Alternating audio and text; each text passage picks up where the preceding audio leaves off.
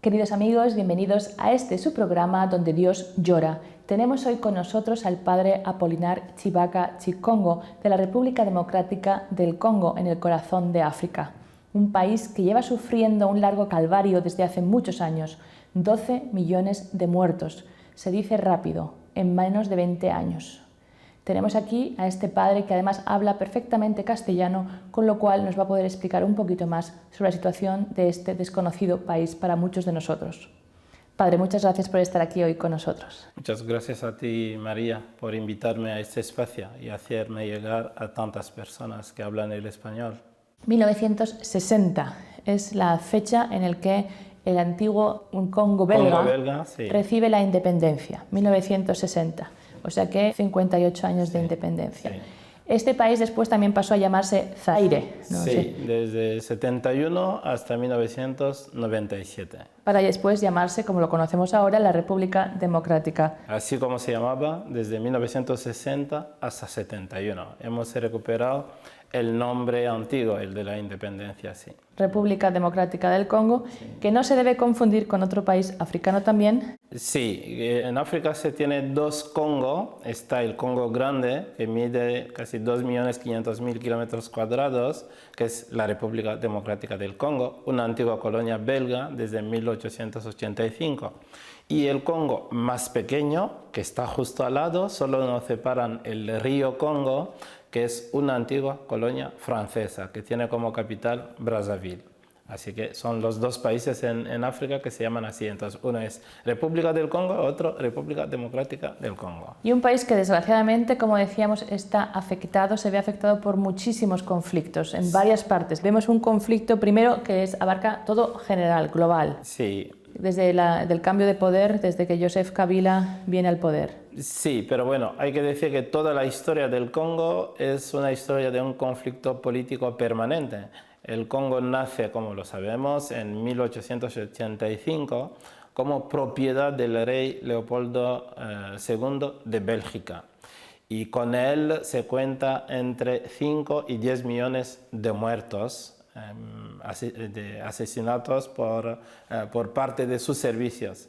Y luego va a ser una colonia belga desde 1908 hasta 1960.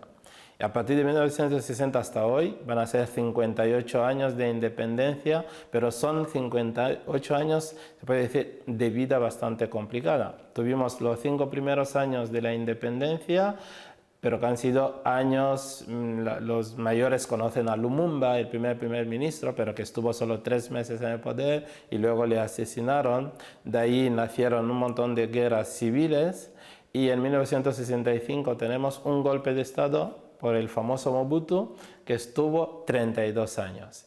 En 97 tenemos una guerra que echa a Mobutu, pero esa guerra es una guerra internacional, porque detrás de los congoleños están algunas grandes potencias mundiales y algunos peones, se puede decir, africanos, principalmente Uganda, Ruanda, Burundi y Tanzania. Todos vecinos. Todos los vecinos del este que están conduciendo esa guerra y van a echar a Mobutu, que estaba en aquel momento ya enfermo de un cáncer de próstata.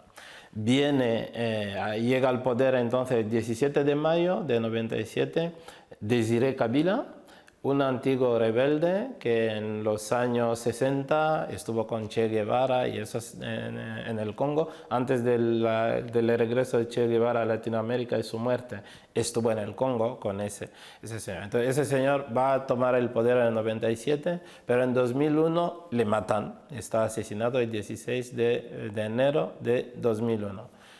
Y le sucedió su hijo, que entonces tenía 29 años, y le tenemos desde 2001 hasta hoy.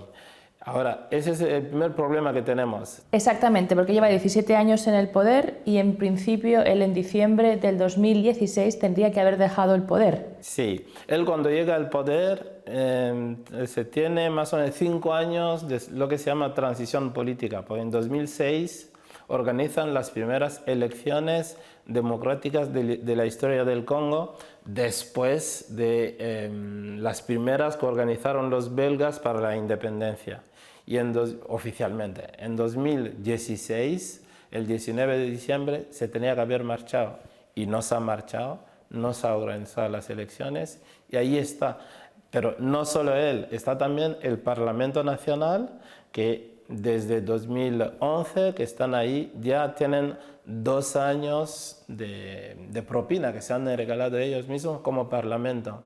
Tenemos también los parlamentos provinciales constituidos desde 2006 hasta ahora, así que son 12 años que tenemos diputados provinciales que habían recibido del pueblo un mandato de 5 años. Y a nivel de alcaldías, ayuntamientos y otros, nunca han querido organizar elecciones y la gente que está ahí es gente nombrada por el presidente de la República. Esa es la situación política en la que vivimos. Y esta inestabilidad debido a la ilegalidad hace que todo el país viva en una crisis muy fuerte. Sí, no solo está el tema de la legalidad de las instituciones, pero está también la calidad de la gestión del país. Es un país desgraciadamente mal gestionado. Los que están, a veces hay dictaduras donde la gente se queda en el poder, pero tienen una visión del país, tienen un proyecto de sociedad. Aquí tenemos a dirigentes sin ningún proyecto de sociedad, pero que cada día se hacen mucho más ricos. Si se cogen los famosos papeles de Panamá, ahí aparece el actual presidente de la República, su hermana, su hermano, toda su familia tiene fortunas en países fiscales. Y mientras el país, si coges el índice de desarrollo humano de la ONU, somos entre los 3 últimos países del mundo. Luego seguiremos profundizando en toda esta crisis y la situación trágica que está pasando la población. Pero para seguir un poquito las siguientes, alguien hablaba que era como una capa de cebollas, ¿no? Que va deshojándose. Esta sería la gran capa, el conflicto central que hay. Pero luego está, por ejemplo, el conflicto desde el 2016, creo, en el Kasai, que la zona del mapa es la zona central, dijéramos. Sí, es la zona de la que yo soy oriundo. Ahí es un conflicto que ha generado, se estima en torno a 6.000 muertos, pero parte de una gestión de un problema de tribus. Es decir, nosotros las poblaciones tenemos una estructura social que es muy fuerte, que son las tribus, que es un conjunto de familias que se reconocen un mismo antepasado. Y ese antepasado puede ser del siglo XII, XIII, XIV o XV. Entonces tienen una identidad cultural, tienen su lengua, tienen sus costumbres y en los antiguos tiempos formaban reinos. Pero con la colonización se ha creado un país que con 2 estructuras. Una estructura de administración moderna, inspirada del occidente, y esas estructuras que siguen funcionando porque la gente se identifica en función de sus orígenes ancestrales. Y cada tribu tiene su jefe y lo eligen según sus normas. Pero desde la colonización, ese jefe no puede ser reconocido por el Estado si no tiene nombramiento oficial del ministro del Interior. Ahora, ¿qué pasa? Si el jefe no les gusta a los que están en el poder, no le nombran oficialmente. De modo que no tiene autoridad reconocida por el Estado sobre su tribu. Y ellos lo que hicieron fue promover a un jefe que no era el legítimo. De ahí nace un conflicto, que el jefe se llamaba Kaminan Sapu. El gobierno eligió a otro jefe de tribu que no era el que había elegido Quería nombrar a uno que no era el elegido legítimo. por el pueblo. Entonces, a veces promueven a jefes que son miembros de las tribus, crean conflictos, promueven a un jefe que no es el legítimo, para políticamente controlar, manipular a la población, controlar esas poblaciones. Entonces lo que pasa en este caso, ese jefe se va a rebelar y va a tener gente que le van a seguir, habrá enfrentamiento entre ellos y el Estado, y perdieron finalmente. El jefe murió, sus seguidores a muchos los han matado, a miles de personas los han matado, y eso ha creado una crisis humanitaria muy grande, en la que no se habla. Son millones de desplazados dentro del Congo y últimamente, según las estimaciones de las Cáritas de la provincia de Kasai, hay cerca de 400.000 niños que están malnutridos y que probablemente, si no se hace nada, van a morir de aquí a unos cuantos meses. Así que hay que actuar rápidamente. ¿Por qué? Porque cuando la gente huyó de los enfrentamientos entre el ejército y las milicias de este jefe, se escondieron en la selva y no han hecho campos. Y al no tener cosechas, tienen las condiciones de vida muy difíciles. Cuando hablamos de tribu, quizás sería bueno para que lo podamos entender, sí. Porque tribu suena para nosotros un poco algo pequeño, como se dice, que se puede más o menos manejar. Pero cuando ustedes hablan de tribu, creo que los números son bastante grandes. No, son millones de personas. En nuestra provincia, por ejemplo, en el Kasai, son 15 millones de personas. Y esas 15 millones de personas, la etnia mayoritaria que habla el Chiluba representa los que están ahí mismo en torno a 8 millones de personas. Entonces, esa etnia, a veces la llaman tribu, depende, son términos de todos modos occidentales que se aplican a realidades africanas, pero nosotros tradicionalmente esos son reinos de 8 millones. De 8 millones de personas. Población, o sea que es cuando hay una crisis en estas tribus. Entonces, este señor representa a millones de personas, es el jefe legítimo de millones de personas. No es una tribu urbana, como se suele decir, sino, como lo he dicho, es un conjunto de familias que pueden ser 50.000 personas, 100.000, 200.000 personas, pero que se reconocen un mismo antepasado biológico y tienen entre ellos relaciones de familia, relaciones culturales y a veces una misma lengua. Y luego tenemos todo el conflicto del este, ¿no? De la zona de Tanganica, del este del país. ¿Eso tiene que ver con todos estos conflictos de antes? Sí, el sureste, la zona de Tanganica, es un conflicto entre, ahí si se puede hablar de razas, es entre los pigmeos y los bantú de esa zona. Los pigmeos, como se sabe, son negros, pero de talla bastante baja. Normalmente miden 1,5 metros, viven generalmente en la selva y de la caza y de la colecta de frutas naturales. Entonces tienen un conflicto entre ellos y los bantú de aquella zona. Yo soy de la raza bantú. En la raza negro yo soy de la raza bantú. Entonces ellos tienen en esa zona un conflicto.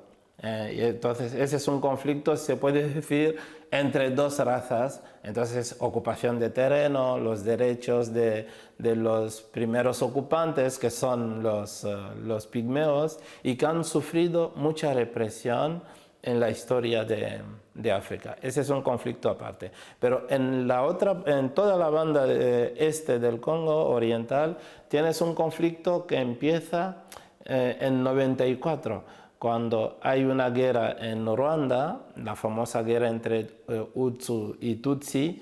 Entonces esa guerra se va a trasladar al Congo y es la que lleva estos millones de muertos de los que hemos hablado, casi 12 millones de muertos desde 94 y cuando la guerra empieza en 96 de manera abierta. Entonces en esta zona sigue una guerra que tiene como trasfondo el control de las minas. Exacto, esa es una pregunta que también queríamos hacer, porque estamos diciendo que un país lleno de necesidad, con muchísimos niños que están desnutridos, con muchísimos refugiados debido a las guerras, pero un país de enorme riqueza minera, impresionante, que además yo quería preguntarle, ¿es una bendición o una maldición? Hasta el momento una maldición, porque vamos a ver, el Congo, como se dice, es un escándalo geológico. Todos los grandes minerales que la humanidad necesita los tenemos en el Congo.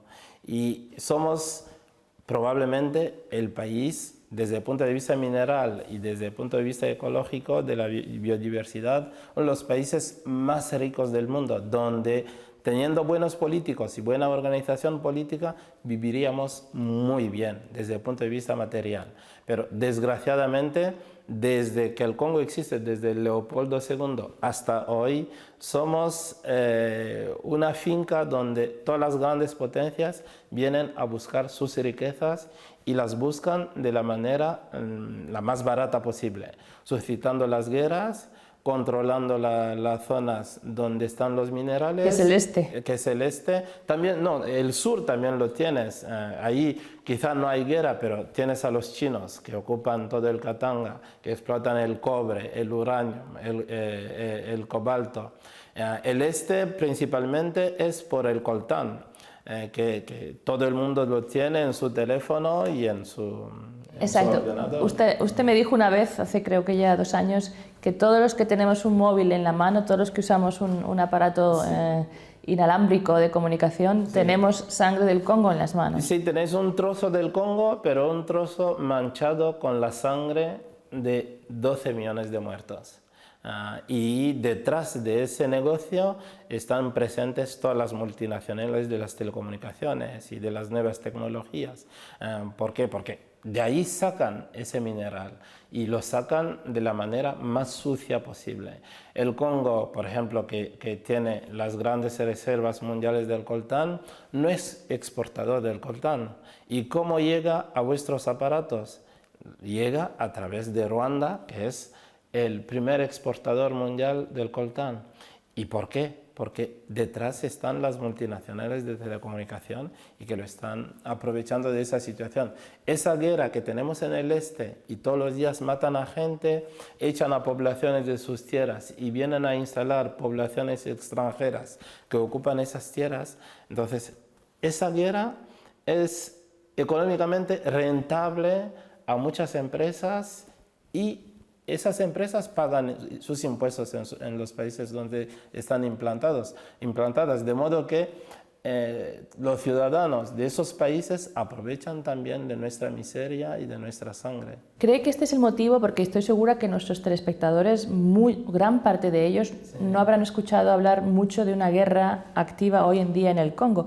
¿Cree que ese silencio tiene que ver con este hecho de que no quieren acabar? Vale, no quiero envidiar la miseria de nadie, pero cuando todos los días escuchas la radio, ves la televisión, tienes noticias de Siria, de Irán, de no sé dónde, de Yemen. Ahí tienes una estadística diaria de los muertos, pero lo que está pasando en el Congo es 500 veces más grande, 500 veces peor que lo que está pasando en Siria. En el Congo hablamos de 12 millones de muertos. 12 millones de muertos de los cuales nadie quiere hablar. ¿Por qué? Porque hay grandes intereses económicos por medio. Entonces, ese silencio que se impone al mundo para no hablar de esa tragedia es un silencio interesado. Si en el Congo surge, por ejemplo, si surge el ébola como ha surgido por el pasado, como puede surgir en cualquier momento, sí, de eso hablarán, pero el ébola en el Congo puede matar a 40, 50 personas. Sí, cada muerto cuenta, es un sufrimiento, es una persona humana, pero hay millones que mueren injustamente. ¿Por qué? Porque hay intereses económicos en las zonas minerales, de esos no hablan. Una de las pocas instituciones que realmente ha roto ese silencio ha sido la Iglesia Católica, tanto en la cuestión del gobierno, abriendo realmente una protesta contra la falta de democracia de ese sistema impuesto por Kabila, como también por la explotación del indefenso, dijéramos. Ese silencio también trae represalia y trae violencia contra la Iglesia. Sí. De todos modos hay que dar las gracias primero al Papa, porque él muchas veces ha roto el silencio sobre la tragedia del Congo y ha invitado a la oración por el Congo. Pero localmente también los obispos no se callan, los sacerdotes no se callan. En el este del Congo Han matado a muchos sacerdotes, a muchos consagrados.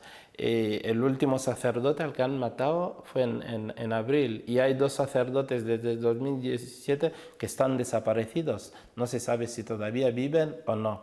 Pero muchos obispos, los obispos, la Conferencia Episcopal Nacional no se cansa de hablar y de denunciar.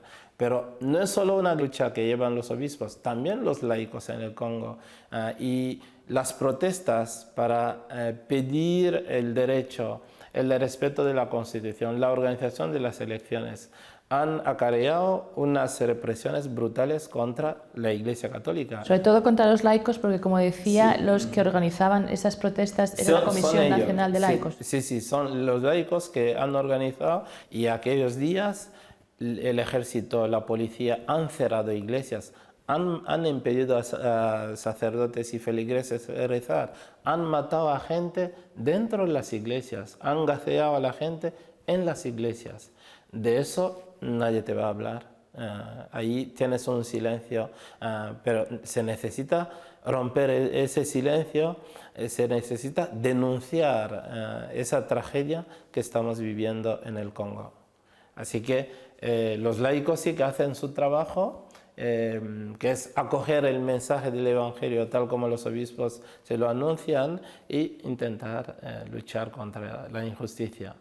Siendo esta situación que hablamos de violencia por muy diferentes motivos dentro de su país, del Congo, ¿usted no tiene miedo a veces de una posible... porque usted sí que habla primero, y segundo porque también en la zona de Kasai, donde usted está haciendo su labor en el seminario, incluso ahí tuvieron también un ataque de rebeldes, ¿no? Sí, tuvimos un ataque en el 18 de febrero de 2017. El seminario estuvo cerrado 4 meses, ocupado por el ejército.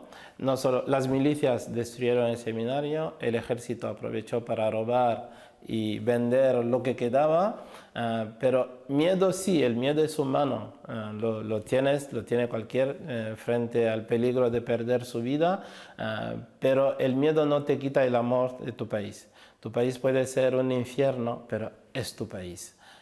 Entonces, y sabes que los problemas que tiene son también para ti un reto para aportar tu pequeña piedrecita en la construcción del destino de ese pueblo que sufre. El seminario tenía 77 seminaristas que tuvieron que huir de un día a otro, refugiados con familias, estuvieron como 4 meses, como ha dicho usted, fuera, pero también hay que decir las cosas buenas, usted ha vuelto a reabrir el seminario. Sí, eso ha sido posible gracias a la generosidad tanto local como externa.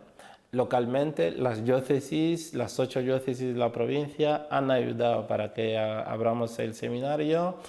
Otras diócesis de la zona, principalmente las diócesis del este del Congo, que sufren la guerra todos los días desde 22 años, nos han ayudado, a pesar de sus problemas, a poder tener comida, a tener un sistema de agua potable. La Conferencia Episcopal Nacional nos ha ayudado también. Pero también fuera, desde Europa, muchas diócesis, muchas instituciones, muchas familias han movilizado para que podamos reanudar el curso, reconstruir parte del seminario para que los seminaristas puedan estar. Y la buena noticia, pasamos de 77 seminaristas a tener 88. Y esperamos que siga creciendo el número. Los que sufrieron el ataque, nadie se ha marchado y se han quedado, y hemos recibido más. Muy impresionante. Y además también sé que usted, ante toda esta situación de violencia, también hablábamos antes de empezar la entrevista, la dificultad de conseguir comida para el día a día o agua potable, lo que acaba de decir. Pero ante todas estas dificultades, yo sé que usted no se sienta en una esquina y está esperando o quejándose de la situación, sino que usted tiene muchísimas iniciativas, ¿no? También iniciativas de desarrollo humano, de desarrollo social, formador de comunicación, formador de seminaristas. ¿De dónde saca usted la fuerza para no descorazonarse ante tantas dificultades y poner su piedrecita bastante grande para construir su país? La fuerza la sacas de Dios, la sacas de la fe, y sigues creyendo en el ser humano a pesar de las barbaridades que comete.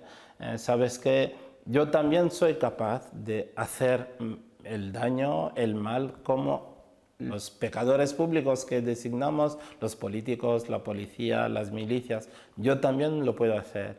Entonces, a partir de ahí, como hay que seguir creyendo en el ser humano, creer que todo es posible. No podemos bajar los brazos y decir no hacemos nada. Y el Evangelio pierde sentido si olvidas al ser concreto que tiene hambre.